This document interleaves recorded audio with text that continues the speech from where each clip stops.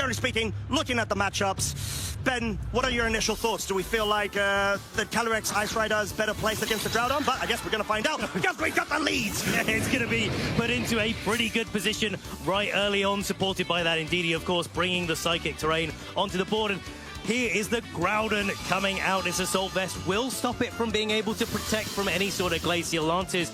But on the other side, because the Imprison is on that Calyrex Ice Rider, it in turn is not going to be able to protect from any attacks either.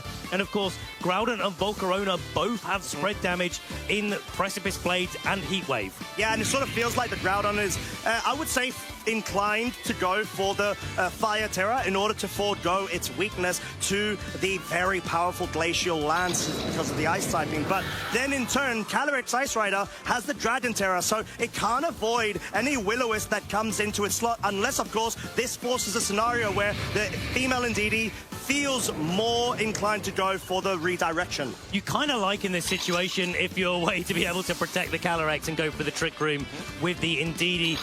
We'll not be seeing, though, the Volcarona going on the offensive this turn. Instead, the Chen Pao landing on the field, knowing that that Terra Dragon is a threat from the Calyrex, and instead wanting to boost up the ground-type damage from the Groudon and hit a big Precipice Blades down in two ways, Calyrex and Indeedee. Yeah, indeed, and being able to just maybe go on the offensive immediately after if this Calyrex Ice Rider wants to just go for damage and rather than go and set up the Trick Room, because this could very easily be a redirection, go for Glacial Lance because of the threat of that Volcarona, which in of itself is also a redirection option.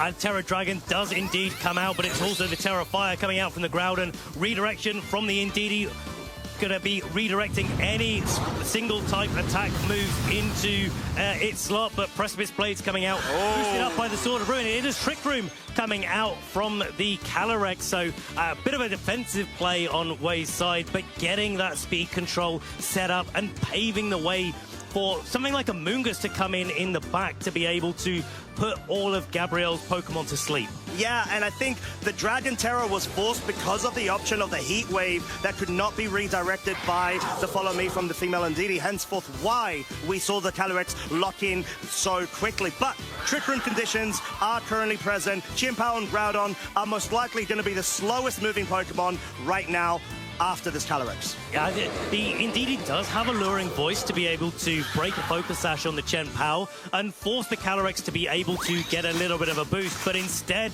the Helping Hand coming out onto this Calyrex. It looks like it's going to be a high horsepower into the ground and Helping Hand. It's going to be enough to bring up the KO, boosted by that Sword of Ruin. Wow, and that sort of goes to show why it's great to be able to have a physical Pokemon in the face of that Chien-Pao's partner. Chilling Neigh boost, +1, Ice School Crash, does connect, does pick up the KO onto the Dragon Terror Calyrex, and all of a sudden, we've got both Restricted out on turn 2. These trainers trading blows 1-for-1 at the moment.